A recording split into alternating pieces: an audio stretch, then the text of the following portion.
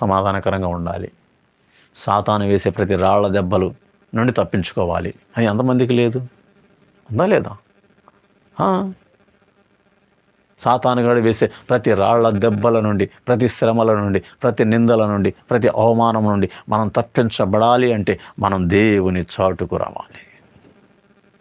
దేవుని చాటుకు రావాలి. ఎస్, కీర్తనగాడు అదే అంటాడు, మహోన్నతుని చోట నివసించేవాడే సర్వశక్తి నీడన విశ్రమించేవాడంట. ఎవరు ప్రశాంతంగా ఉంటారు? ఎవరు సమాధానకరంగా ఉంటారు?